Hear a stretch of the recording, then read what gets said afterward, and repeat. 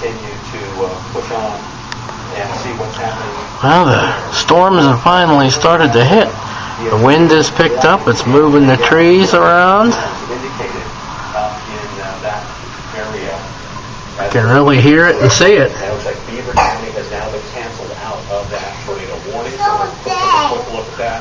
So it's down to Butler County that is in the tornado warning at this time. So zoom in on that. So Butler County tornado warning in effect until 3 o'clock this afternoon.